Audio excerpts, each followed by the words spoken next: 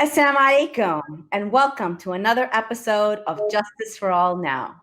I'm your host, Henna Zuberi, and welcome back. You can watch us on Muslim Network TV, America's only Muslim-focused network. And you can also watch us 24/7 on Samsung Galaxy 19, Amazon Fire, Roku TV, and soon Apple TV. You know, we talk a lot about the Uyghur cause on this show. Today, I want to concentrate on another case, the case of Dr. Gulshan Abbas. Many international human rights organizations have accused Beijing of cracking down on the Uyghurs by sending them to mass detention camps, interfering in their religious activities, and sending members of the community to undergo some form of forceful re-education or indoctrination. Now, keeping in mind the Washington Post just released an editorial today calling this a genocide. This has been the Save Uyghur campaign's position that this is not just a cultural genocide, this is physical genocide. Joining us today is Rushan Abbas. Rushan Abbas has been a very vocal critic of Beijing and has been punished for her criticism, for her activism for her people. Her sister went missing in China almost 2 years ago and is believed to be locked in a detention camp. She has said that the Chinese regime must be held accountable for its crimes against humanity, which it manifests in many forms, including mass rape, organ harvesting, and sterilization. Her sister Gulshan Abbas is a retired Uyghur medical doctor, and her family began a search to find her. Nearly 2 years later, they have gotten to know that she was apprehended and sent to one of the facilities that the Chinese Communist Party calls vocational schools. Now, this begs the question, why does a retired doctor need to go to a vocational school? So to answer all these questions, I invite Rushan Abbas, who is the founder and executive director of the nonprofit Campaign for Uyghurs, to the show. Jazakallah khair. Thank you so much, Rushan, for being here and for sharing your story with us. Salam alaikum, Sister Hannah. Thank you so much for having me here today. So let's go back to September 5th, 2018, when you participated in a panel discussion on China's war on terrorism and the Xinjiang emergency. What got you to that point where you were presenting on this panel? My story is like millions of the other Uyghurs. I consider myself blessed to be in this country, in the US, proud to be an Uyghur American and able to freely speak about what has happened to the Uyghurs. During the April 2017, the situation deteriorated very rapidly, and I have been very vocal and very active organizing the One Voice, One Step women's protest with some other Uyghur women and youth, and also speaking against the concentration camps. But as we continue to see the Chinese regime find ways to retaliate against the truth tellers, anybody who speaks against the government, even those who are living in overseas. And my sister was no exception. My sister, Dr. Gulshan Abbas, always lived in a peaceful life and dedicated her life to helping others. As you mentioned, she is a retired medical doctor. She just turned 58 last month in June 12th. And she's known for her being non-political and a very gentle and quiet person. So after my husband's entire family all disappeared into those concentration camps, starting from the summer of 2017, I spoke at the Hudson Institute panel on September 5th, 2018, talking about the atrocity and the fate of my in-laws. 6 days later, my sister disappeared, and I had not heard from her ever since. Repeated requests from the Chinese government for information about her whereabouts. All of them met with silence while they continued to try to smear my name and my organization with their lies. So finally, her detention was confirmed by Radio Free Asia on June 2nd, 2020, just last month, after 21 months. After the Radio Free Asia reporters called the hospital that my sister used to work, they had called multiple times, like months after months, but finally reaching to someone who confirmed my sister's detention. But imagine that it's not, like just some person who works there confirmed. So even this confirmation was not received from the government. It wasn't made a public statement or anything, And so she has daughters over here in the country as well. Yes. And your family has been in touch with the Chinese embassy. What else had you done in the past 2 years to find out where she was?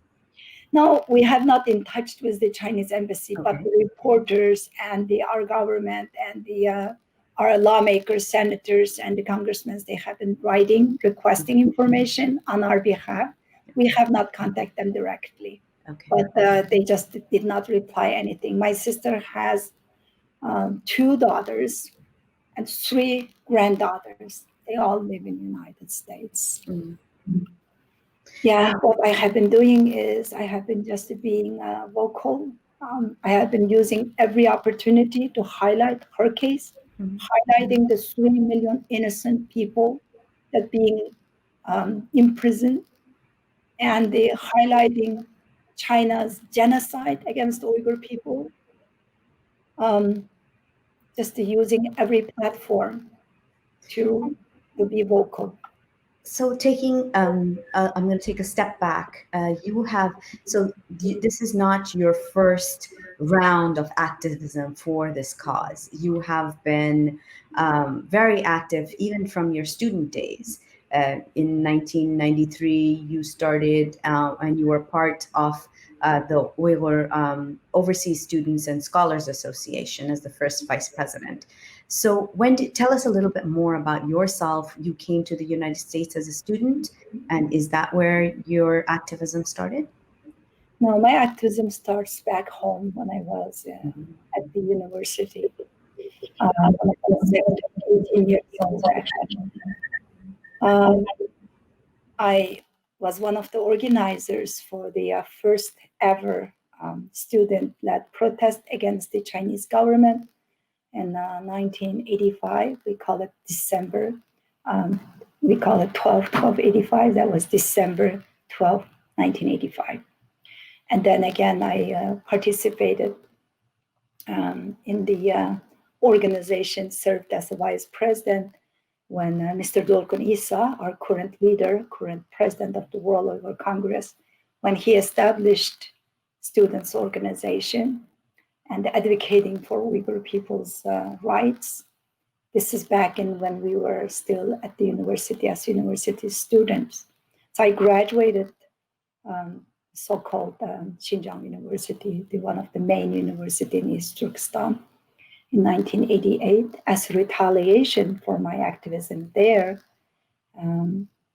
While I was a student, I ended up not having any job, and then I came to the United States in 1989 with my father using his influence, helping me getting passport and visa to come to US as a student. And then, as you mentioned, I was a co-founder of the first Uyghur organization ever in the United States, which was 1993. And I was vice president of that organization. Then 1998, when Radio Free Asia first funded the Uyghur service, I was the first reporter. I worked for Radio Free Asia for more than 2 years. And I also served as the vice president of the Uyghur American Association 2 terms. So yes, I have been very active.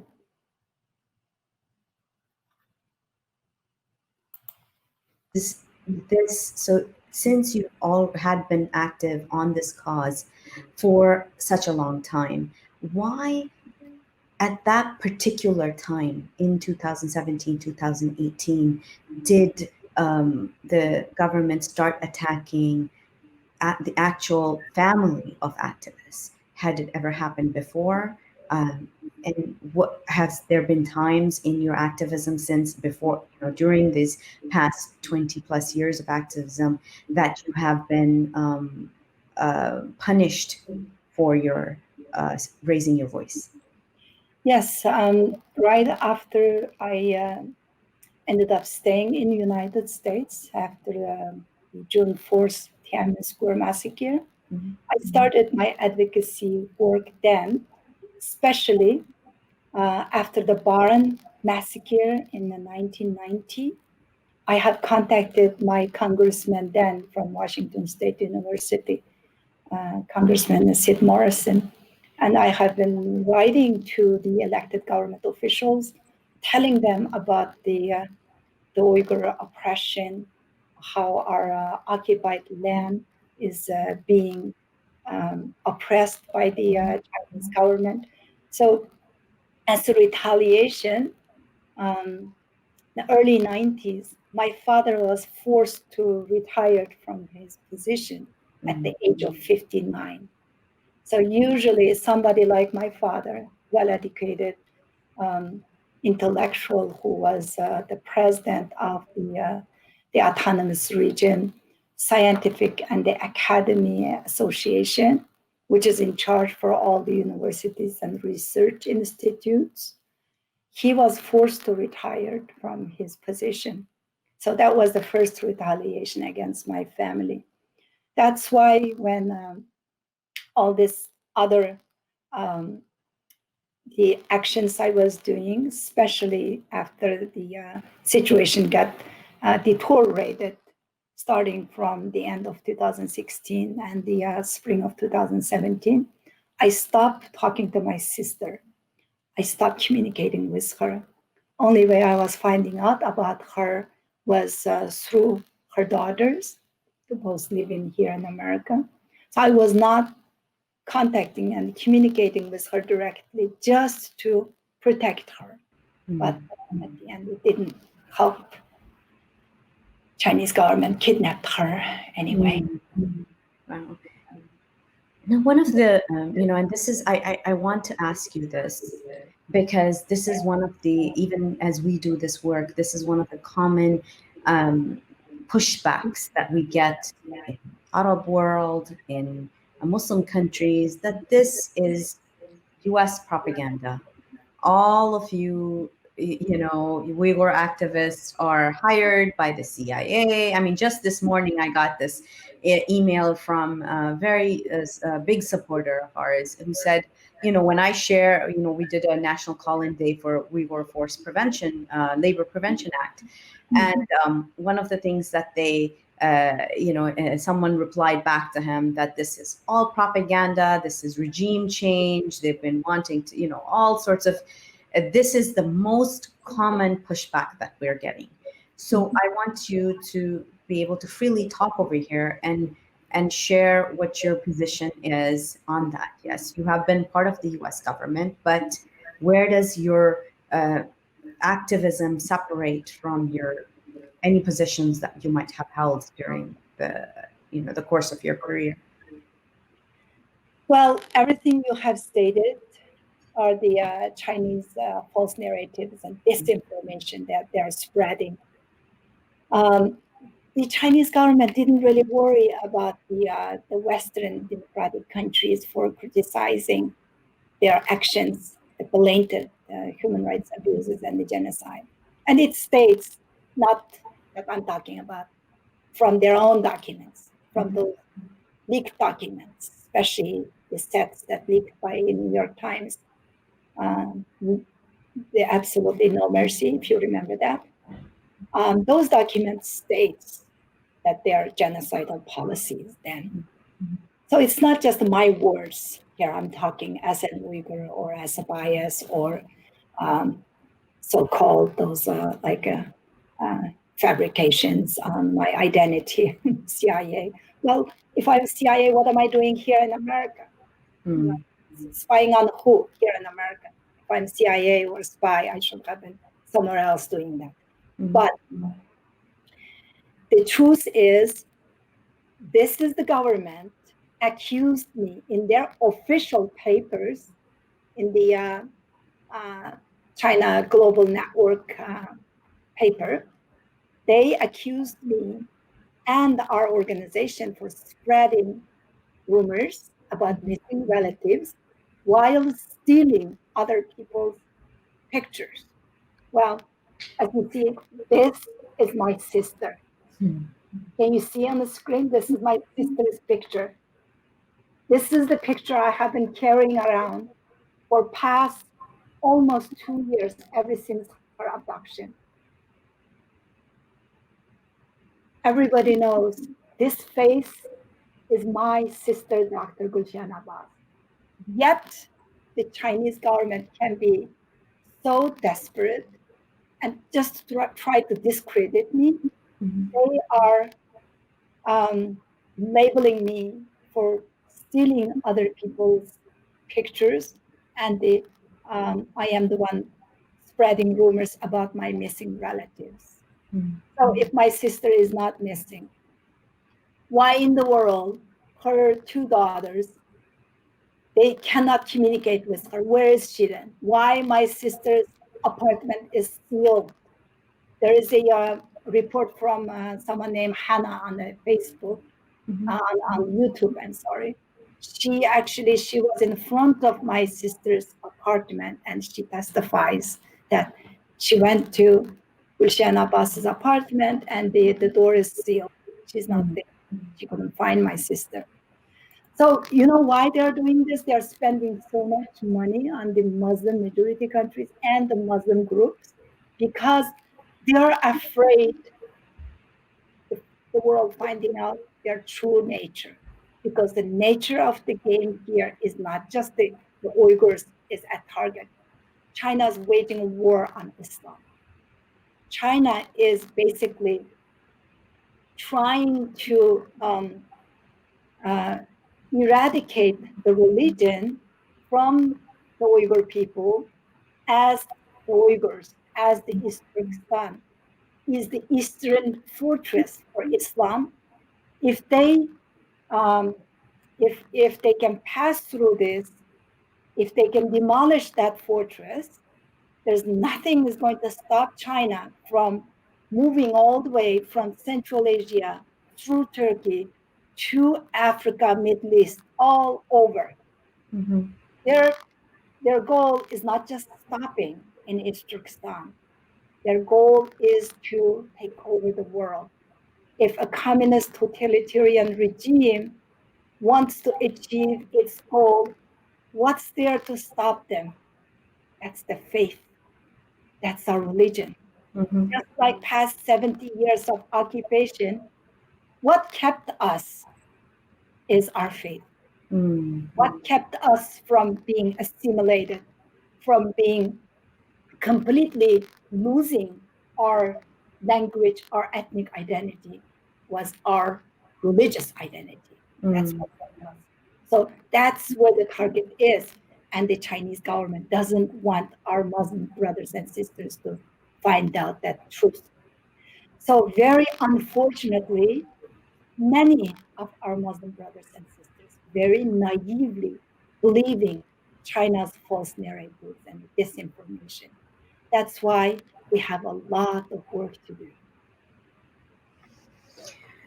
I wanted to ask you, so there, after people have spoken up about their missing relatives, there has been some of them have had been able to given their a chance to meet, on online with their relatives, or they might get sent a video, or sometimes they release them.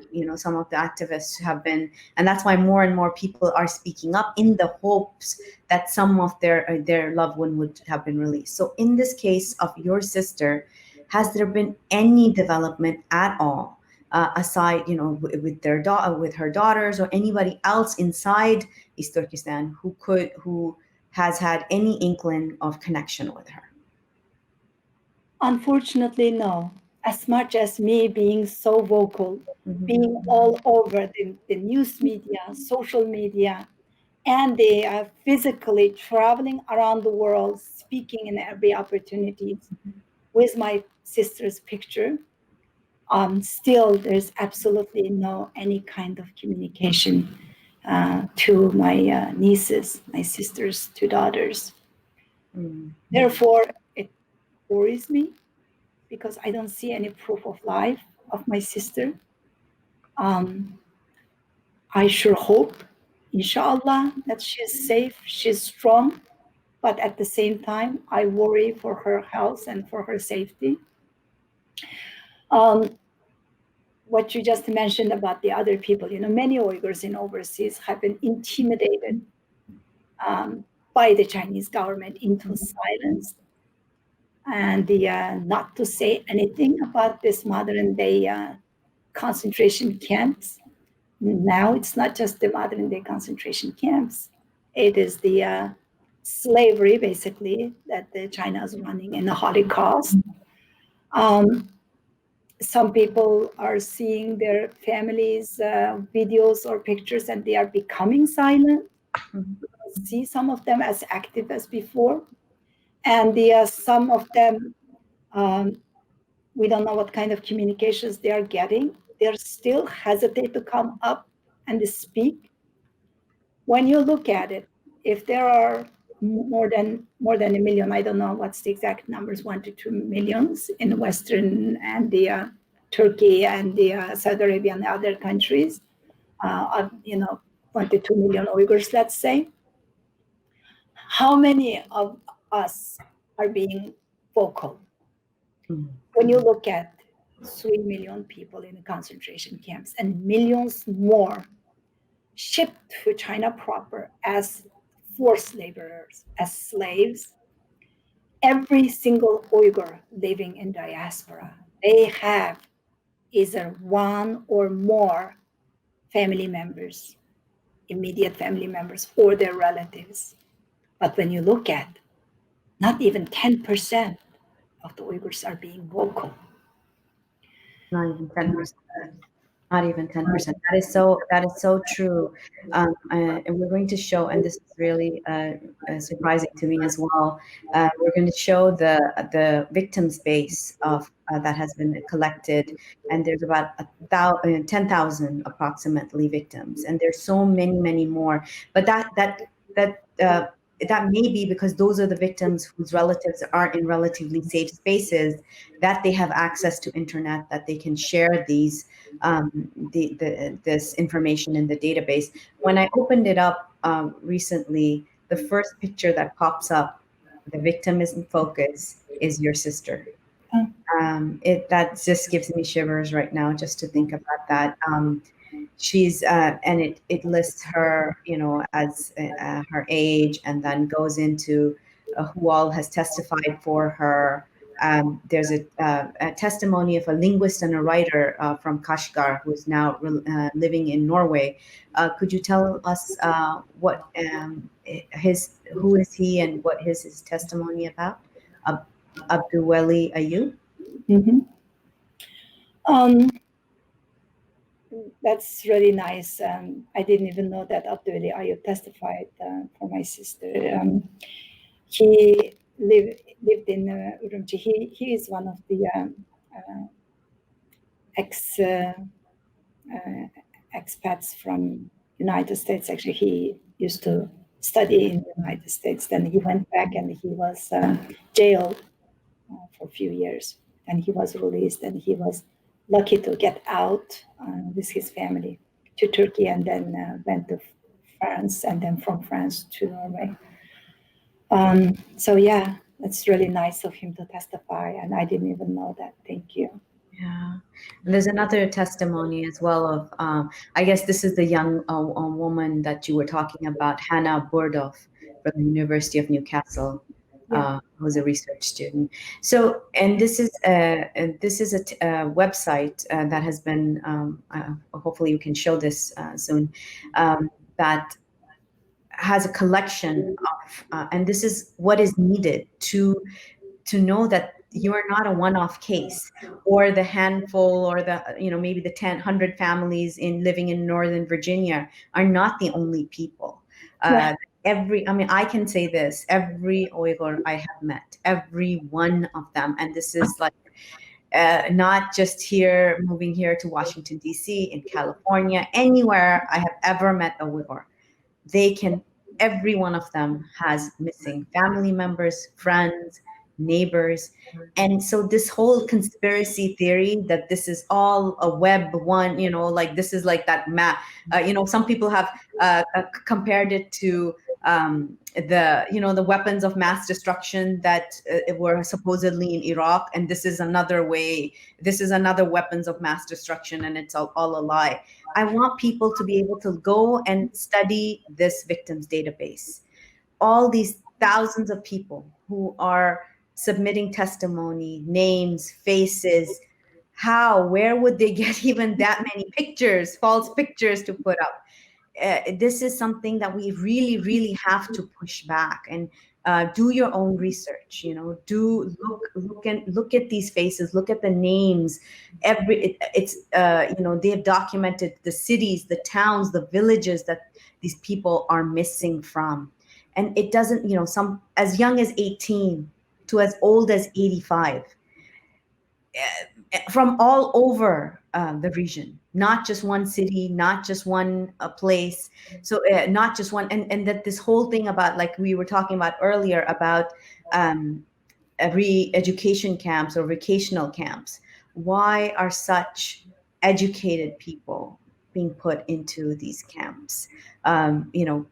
Presidents of universities and philanthropists and people who are discovering, researchers, what are they being re-educated about?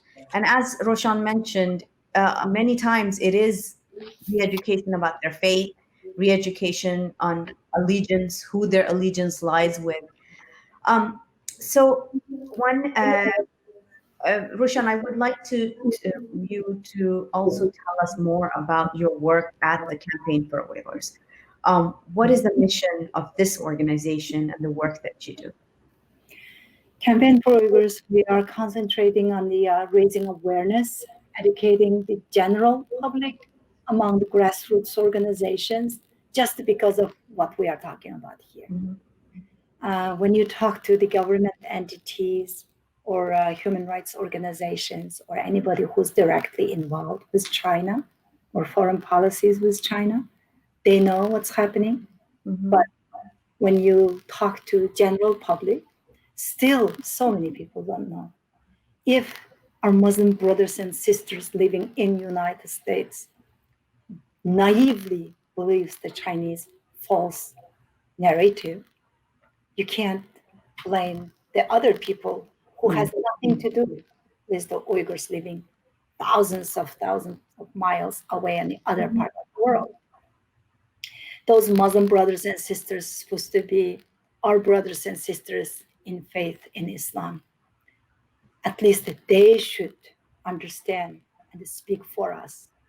But very unfortunately, they are also repeating the China's false narratives. Mm-hmm. That's why Campaign for Uyghurs, our team, is concentrating on the raising awareness, working against those disinformation, educate people, and try to activate Uyghur women and youth in diaspora, and also the youth and the other general public from the local community. That's what our mission is, and that's what we are concentrating. Just listening to what you said about this very crucial work that the victims database people are doing and working with this. These people, I have to, give my best respect and my kudos to those hardworking individuals. Their work is so important to fight against China's disinformation. Mm-hmm. As you said, the people in the concentration camps, those are not just the numbers. Those are not just 3 million or this much or that much. They are their fathers, mothers, grandparents, their brothers and sisters, their sons and daughters. They are university professors, they are famous writers, they are famous singers, and the successful business people. So putting each individual story and speak for them is very important. Mm-hmm. Yesterday, I was being interviewed by India Today, and they had someone called Mr. Tangen or Tangen, or I don't know how to pronounce his last name. He called himself an American. At the end of the program, I was so frustrated with his I don't know what to say, stupidity or naively believing the Chinese propaganda or selling his soul to Chinese blood money. Mm-hmm. He was defending China and accusing me for being separatist and basically saying that those people are supposed to learn Chinese and supposed to get jobs. This is what the Chinese Communist government is saying. And looking at what's happening in Hong Kong today, looking at what happened in Tibet for so many years. Okay, they can blame me for something and they can blame the current situation. But didn't we just witness how China can undermine the international rules and can conduct what they did in Hong Kong at the front of entire world's watch? East Turkestan is isolated.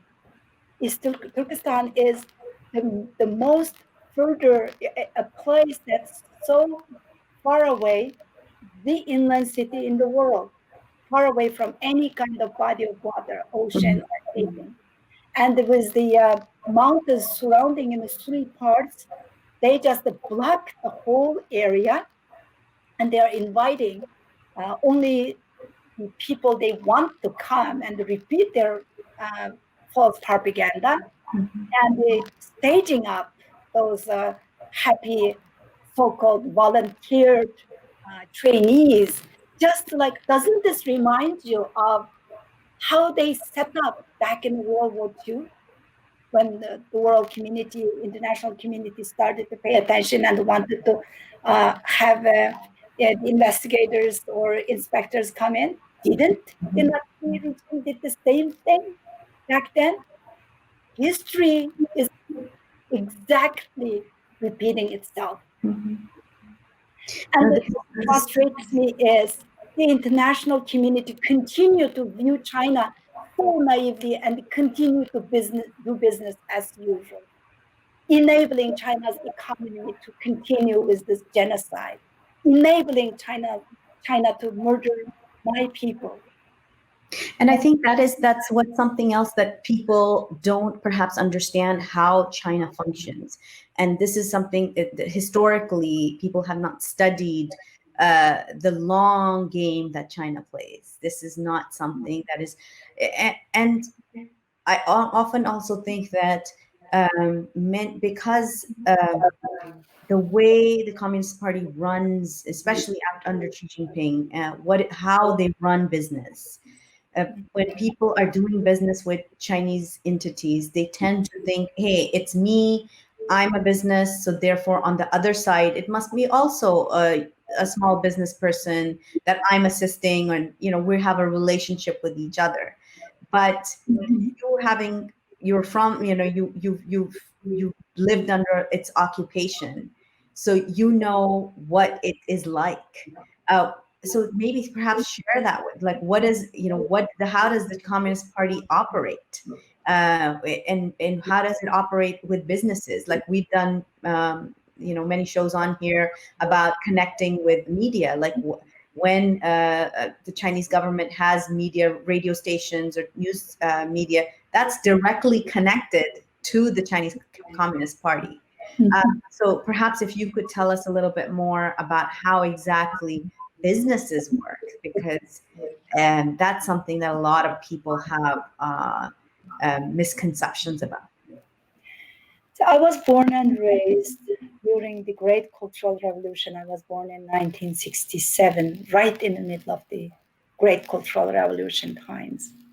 So from the time I was a young kid, from the time I was in elementary school, until I was 10 years old, until it ended in 1977, all they do is they brainwash people, they indoctrinate people from a very young age. They try to teach people not what it is, but what the Chinese government want people to see or believe.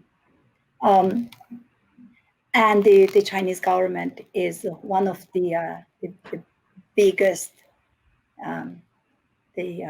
well, I don't want to get into that. Actually, it's the politics and politicians, but at least other countries has democracy. They can bring up the issues. They can criticize the governments. But in China, that's not something that exists. The world communities believed that China is actually going to reform itself if they become economically independent and the people become rich, they will become more democratic country. No, the Chinese government prepared themselves when they become strong economically, they are going to retaliate against the West, because the entire time that I was there, or all my life, I have been dealing with Chinese oppression and the government and all that. They look at last century as a century of humiliation, and this century is their century of retaliation. So the continuing to maintain the friendly trade with China is actually, that's not only dangerous to like a current world order, but that's going to set what we are going to live, what kind of world we are going to live for our next generations. Do you blame some of these, if I look at it from, as an American, we have to be, we're free to be critical of our government here, and we often are. And one of the things that we critique is the fact that we have been militarily expanding and, attacking countries, bombing countries. And now these countries look as China as a sort of balancing power to American power. Right?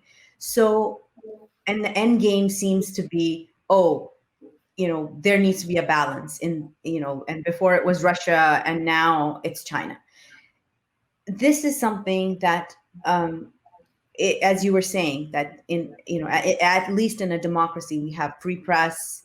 We can write, even if mainstream media is bought out by corporations, liberal media or independent media is free to write and say and do whatever they want. We're talking right now.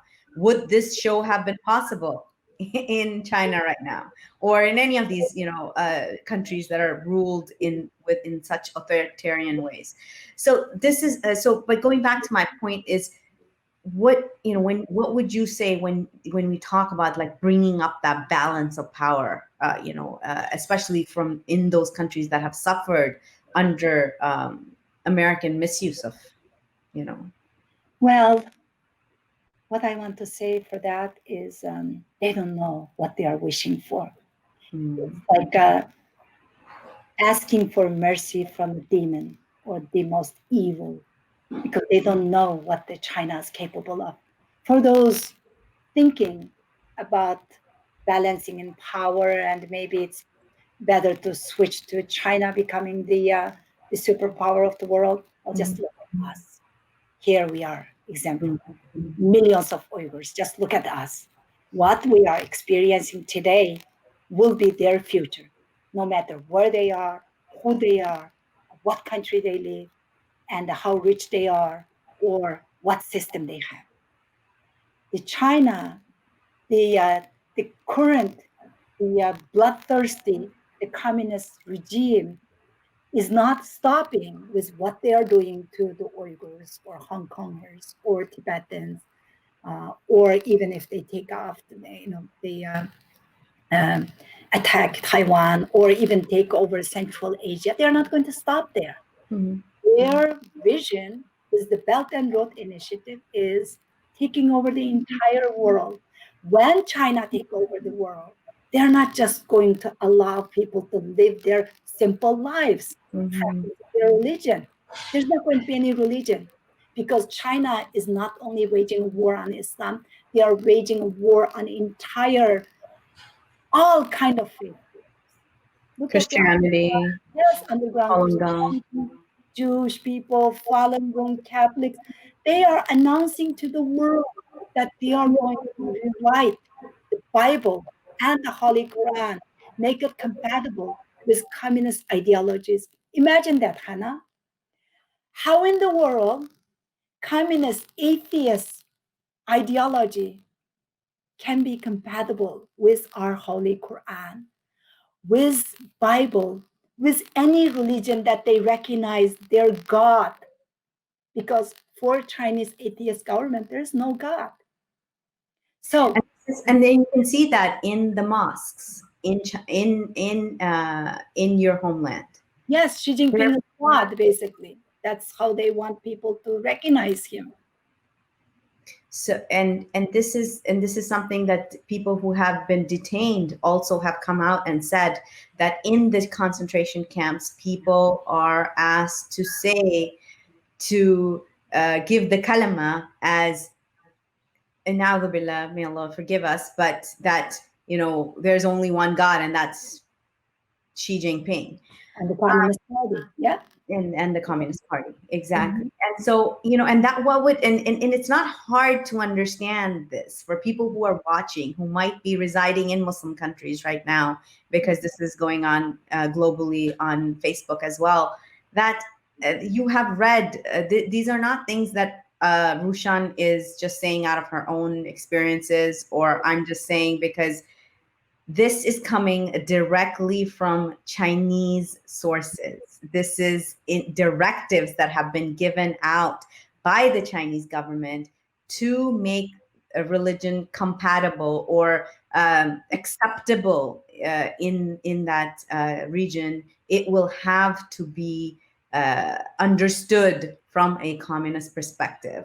And what does that mean? Like, that means changing the book of Allah, changing the Bible, changing for whatever, if you're Hindu and living in China, that would mean changing your holy books. So they fall, So this is something that, but why isn't this message getting across to in the world? Like, this is something that also, like, that also frustrates me, is even in countries where there isn't where there's deep love for faith, the message isn't going through. So let's talk a little bit about that. How do we get that message across? Yeah, it's many people and the countries and many leaders decide to take China's blood money over human lives. So how much is the cost of Uyghurs' lives? How much is the price of their conscience? Just last week, if you remember reading the headlines, U.S. Customs and Border Control seized 13 tons of human hair from the prisoners from those Chinese concentration camps. Imagine that, 13 tons. How many the Uyghur people's hair is that? When will we wake up, Exactly. Let's look at that point, because that's something very true. Like, this is a point that we want to drill in. 13,000 tons. If we, like, how much does hair weigh? Imagine how many thousands of people. And the descriptions that you read is that when the hair is being shaved off, these women stick their whole head in a hole. They don't know who's on the other side. And the hair is shaved off and then packaged and sold. And it's coming to your local store. It's coming to your local salon. It's coming to your local Macy's. And people, like, people were arguing that no, we just buy Indian hair, or we just buy Brazilian hair. I'm going to share a link over here, and hopefully our producer can put it up, where you can see that the hair that is, so this is one of the companies, Amida, that is part of, which is exporting hair from East Turkestan, from Roshan's homeland. And once we share this, you can see that Indian hair is also being sourced from, they're selling it under the name Indian hair or Brazilian hair or Malaysian hair, but the source is your homeland. The source is where Uyghur people, where these concentration camps are. And there's a 78% rise in the amount of hair that has been exported. So hopefully we can share this so we can show you exactly what, and this is, if this doesn't make you feel just terrified, like disgusted, and make it real for you, then I don't know what else will. The fact that, let's talk a little bit about organ harvesting. The fact that China is able to say organs on demand. What does that mean? Well, since the Qinquan came over to East Turkestan in late 2016, the Uyghurs were subject to mandatory DNA collection.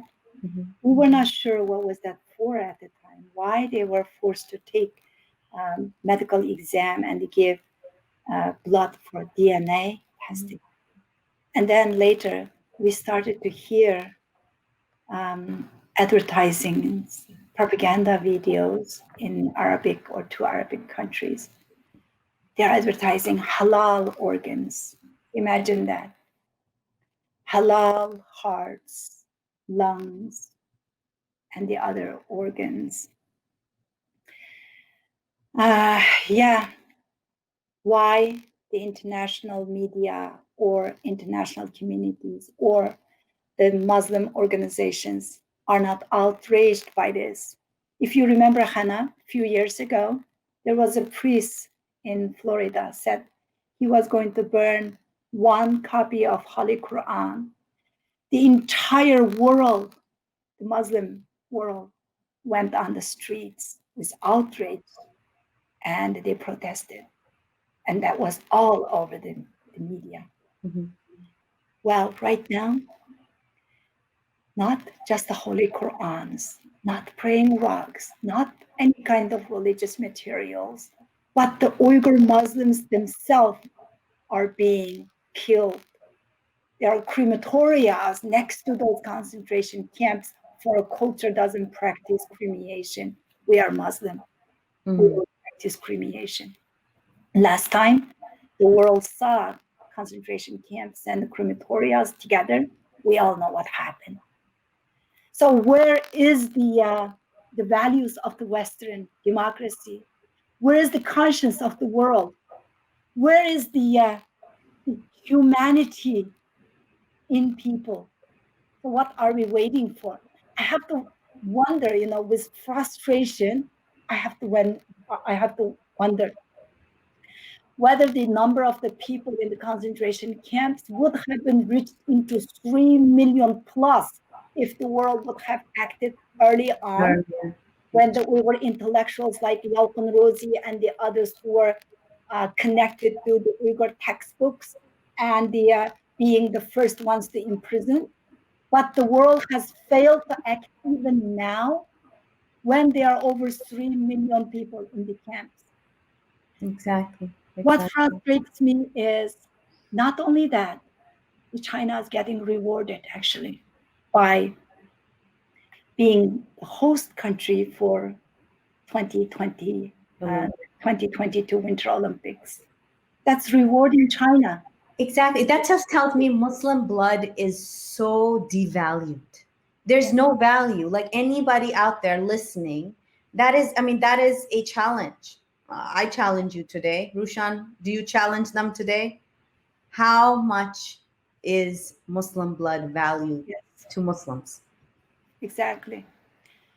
Where are our Muslim brothers and sisters? You know, the Hadith on Islamic Brotherhood says all Muslim Ummah is like one body. And if one part gets hurt, the entire body is supposed to react. Well, right now, the Muslim Uyghurs are being amputated from that body. Where's the reaction of that body, the whole Muslim Ummah? Exactly. Yeah, when you look at it, you know, we Campaign for Uyghurs just released a report today on the genocide. The title of the report is Genocide in East Turkestan. Mm-hmm. Basically, by waiting so long to act, the silence from the international community, the muted reaction from the international community is the reason China's actions in my homeland in East Turkestan now basically meeting every single elements, every single act listed in 1948 Genocide Convention, Exactly. each of which the China, including China, is obligated to prevent. So will we be able to uphold the vow never again with the real actions to follow? Or shall we sadly witness another repeat of 1938 Munich Pact as all countries around the world basically avoided acknowledging Nazi Germany's human rights abuses for the sake of economic trade at the cost of millions of lives? But back then, access to information was slow, so they claimed, and they easily hid behind the ignorance. This is 21st century. Exactly. No one can claim that ignorance anymore. Ignorance is not excuse for anybody anymore. Exactly. Today, the faith of the freedom and the democracy of our world is at stake here. Now it's time to end this genocide. Thank you. Thank you so much. We've run out of time. I wish we could continue having this discussion. Thank you for sharing your sister's story. May Allah free her. We pray for you, and we keep asking people to take action wherever they are in the United States. We have another bill that we are pushing for, the Uyghur Forced Labor Prevention Act. Get on your phones, call your senators, write to your congresspeople. We need to get this bill passed before the session ends. Right now, your congresspeople are on break in your hometowns, in their own districts. You can go and ask for meetings locally. Ask for a meeting for your Uyghur brothers and sisters. Thank you so much, Rushan, for being here today. And thank you to our audience. Assalamu alaikum. You're watching us on Muslim Network TV 24/7. This is the Justice for All Now show. Assalamu alaikum.